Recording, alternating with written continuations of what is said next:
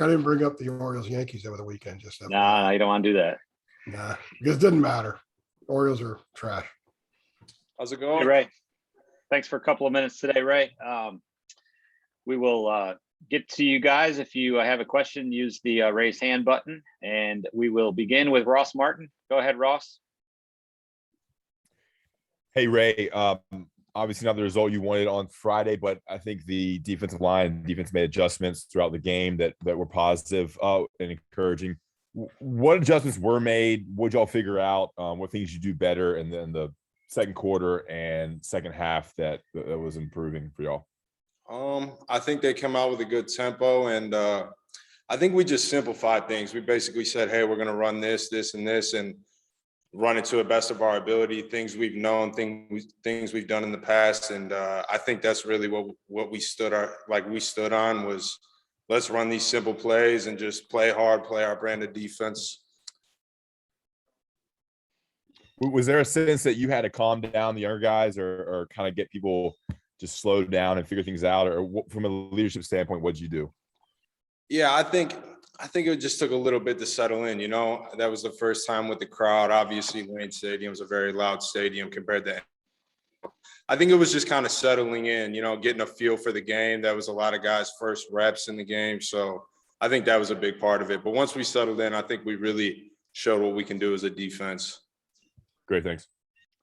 Andrew Jones.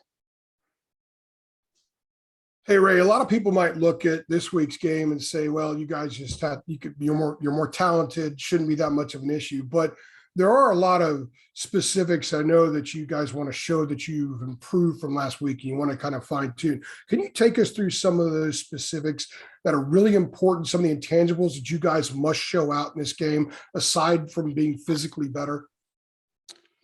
Yeah, I would say, you know, when it comes to the defensive side of the football, I would say it's being gap sound. You know, if you have the A gap, B gap, whatever it is, you know, playing your assignment, I think that's big for us this week. And I don't think we're looking at them as, you know, this is going to be an easy game or anything like that. We take it week by week and we prepare the same for every team. And that's the goal here. Yeah, and I certainly didn't mean to infer that you guys would take it that way. I know that you don't. As far as the young guys go, some of the things that you saw from them Friday night that they learned, some valuable lessons that some of those guys learned. Maybe a young guy you saw adjust. He wasn't doing something early, but did specifically adjust at some point in the game. Can you kind of point out one or two of those examples, who the players were and what they did to adjust?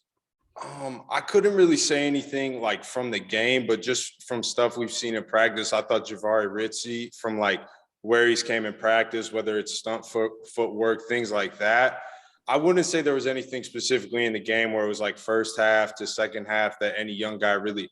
I thought as a defensive line, we played very fundamentally sound and played a good game of football.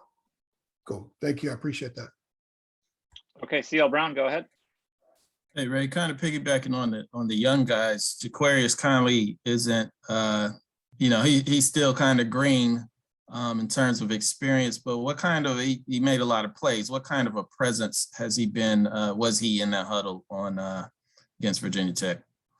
I mean, he's a big presence. I mean, you saw, I mean, you got to see it last year against Miami as later in the year, the type of player he can be. And I mean, he made some great plays last week on Friday, and I think he's just at the tip of the iceberg of what type of player he can be.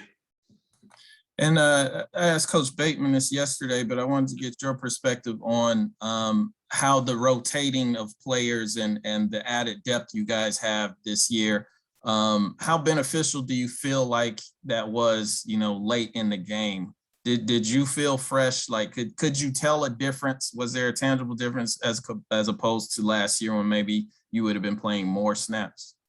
Yeah, definitely. And I think not even just the fatigue standpoint. I think it's good to get different guys in there that have different skill sets and give offensive linemen different looks and things like that. I think that really helps with like the rotation, because you never know what you're going to get. You know, if KJ Hester comes in, he gives you a certain type of move and pass rush. I come in, give you a different move. And just rotating bodies. But yeah, definitely a physical fatigue. Like, I felt way better going in the fourth quarter. Thanks. All right, last one for Ray will come from Greg Barnes. Hey, Ray, just wanted to get your thoughts on Georgia State and kind of what stands out on film about them. So I think, I mean, they have a veteran offensive line. I believe all the guys are seniors across the board. Talented quarterback, a talented running back. I think they run a good offense. You know, they do a lot of things where they create cutback lanes and things like that, try and get big plays. And I think there's some things that we can do to really dominate the line of scrimmage for us. Great, thanks. Yep. All right, Ray, thanks for a couple of minutes. Appreciate it. Problem. Thanks, guys.